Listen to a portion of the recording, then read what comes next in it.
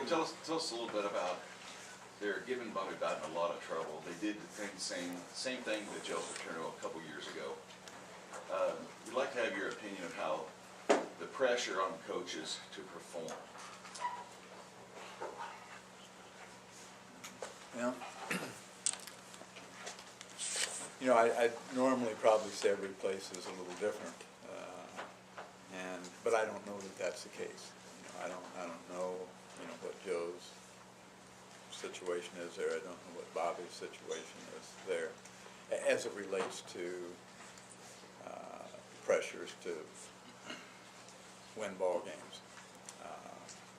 But it's, I mean, it's certainly there. I think. I mean, it's anywhere in the country, or coaches would be paid outlandish salaries, and they wouldn't, you know, be losing their jobs in short periods of time if there wasn't a great deal of pressure. So, you know, it's really gotten to the, you know, to the stage, I think, that some may be comfortable with. I'm not. I can't speak for everyone else, because I think you lose the, you know, the values. You've heard me address this before, and I'm just being redundant. But, you know, I think you tend to lose the values of what education and college and athletics, you know, are really supposed to be all about.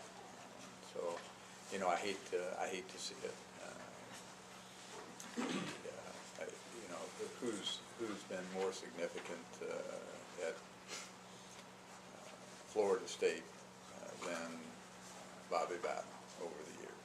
I mean, it was a program that was nowhere,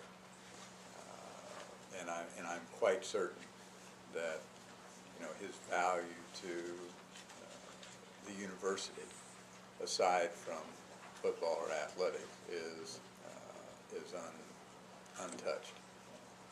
By that I mean it's been dramatic, and has dramatically assisted the university, and Joe Paterno has done exactly the same thing at Penn State.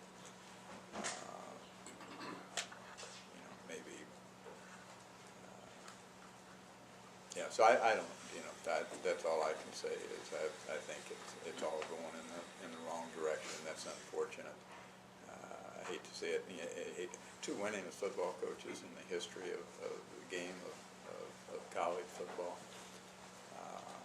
You know, of course, Joe's doing quite well right now, and so perhaps there's not as much pressure, you know, on him as there might be on Bobby. But I know Bobby very well. I know Joe very well, and I think they will handle it, you know, appropriately and very much the right way.